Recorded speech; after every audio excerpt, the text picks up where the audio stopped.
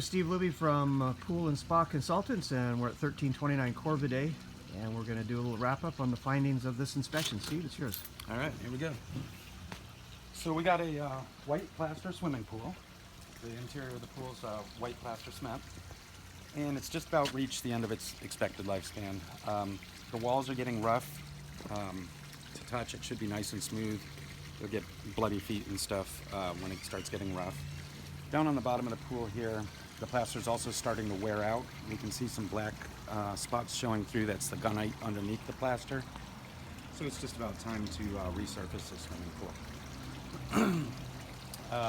We got an automatic pool cleaner swimming around down at the far end of the pool there. That thing's working fine. We got the green tile going all the way around the swimming pool. Couldn't find any loose or missing tiles. The tile's fine as well. He's coming up and sucking a little air right now. He'll be all right. We got 2 drain covers in the bottom of the swimming pool, and there's 3 inside of the spa. The spa ones are what we call anti-vortex drain covers. Makes it hard for a person to get stuck to the bottom of the spa and potentially drown. The 2 in the pool are not up to date. They should be replaced with anti-vortex style covers. We got right here we got our skimmer. It's fine, there's no cracks in it. It has all the parts that it's supposed to have, and it's fine. There's some putty, I don't know if you can see it on the video.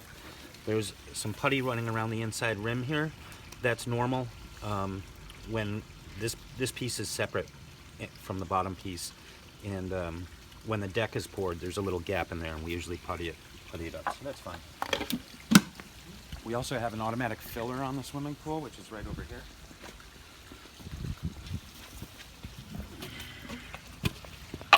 This, when the water level gets low, this turns on, adds water to the swimming pool. It's working fine.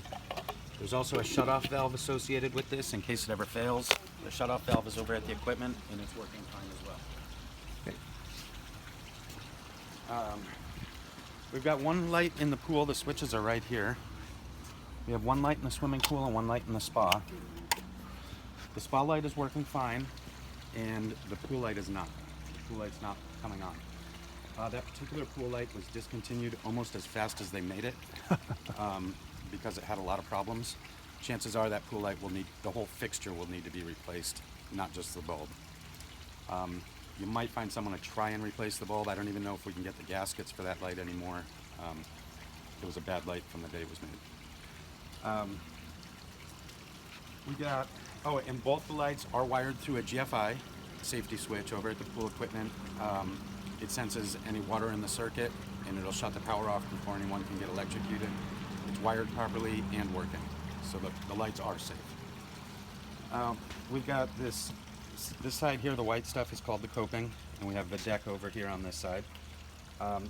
This coping is called Safety Grip. It's fine. There's no loose or missing coping stones or broken ones all the way around the pool. We're good there. The deck's in decent condition too. We have a few cracks here and there. They're pretty normal for the age of the pool. They're not trip hazard, so I'm not really worried about them. In the pool, the deck has lifted a little bit. You can see this joint in the middle here. This is called mastic. It's supposed to be flexible and waterproof.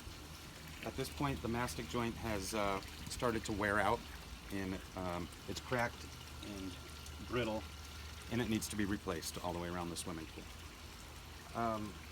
We've got 2 things right here. There's one over on that step there, and this one here.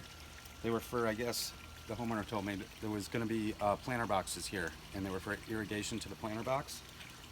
That's fine if there was a planter box there, but since there's not, it's just a trip hazard.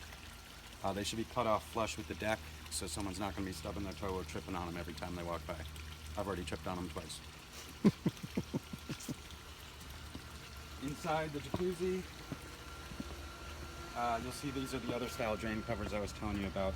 Those are the right kind. Over on the wall here we have a button. This turns on the spa jet pump. When you're in the jacuzzi, you turn on the jets, and you got jet action. The air button is working fine, and the pump is working fine as well. Here's the equipment. shut that off just so we don't have to hear it. This is the filter. It's a diatomaceous earth filter. It's fine. It's properly sized. It's working fine. It's not leaking. It's good to go. The filter and the pumps are older models, but they're fine. There's nothing wrong with them right now. Here's the two pumps. This one is the jet pump. It's a 2 horsepower pump. It's wired correctly. It has its bonding wire attached to it. It's not leaking. It's fine. Right here we have the main filtration pump. This is going to run every single day to keep the water clean. That's a 1 horsepower pump. It's working fine as well. It's not excessively loud or rusty. It's properly wired, bonded. It's good to go. Right here we have the time clock. This is going to turn the pump on and off every day to clean the filter the swimming pool water. The time clock's working fine. There's supposed to be a shield right here so I can't touch these wires and get electrocuted. There's a plastic shield that fits right in there that's missing. We've got this heater right here. It's 266,000 BTUs. It's running on natural gas from SDG&E. Is it SDG&E? Yes. Yeah. The heater fired right up. I ran it for about 15 minutes. It brought the spa temperature up to above 80 degrees relatively quickly. It didn't cycle on or off. It's working fine. And it looks like it's already been rat-proofed. That's a good thing. We have a tendency, especially with a canyon, for rats and mice to get up inside the heater and chew up all the wires. So they're being proactive here and making it so that can't happen. I looked inside the heater. There's no signs of any rodents ever getting in there. So it looks great. Right here, one more thing is this. This is an automatic chlorine feeder. You can put chlorine tablets in here when the pool pump is running every day. The tablets can dissolve and chlorinate the water, sanitizing it.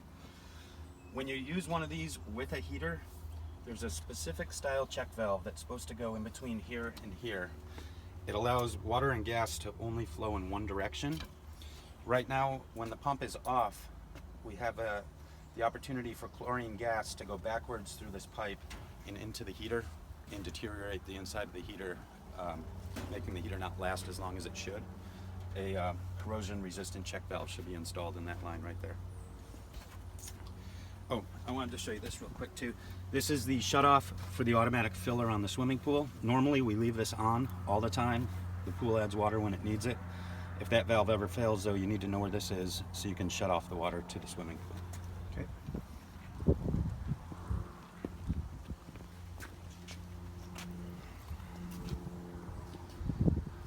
Fences, we got this iron fence and a block wall on the other side of the house. The fences are fine. They're tall enough, they're sturdy, they're not falling down or anything like that. There's no gaps or missing areas. We only have one gate on this leading from off the property to the swimming pool. It's on that side of the house over there. All gates that lead to the swimming pool have to be self-closing and self-latching. Every time someone walks through, the gate's supposed to close and latch behind them. That gate closes most of the time. It's a little sticky, it just needs a little adjustment, I think. Not a big deal. Let's see what else we got going here. I think that's pretty much everything.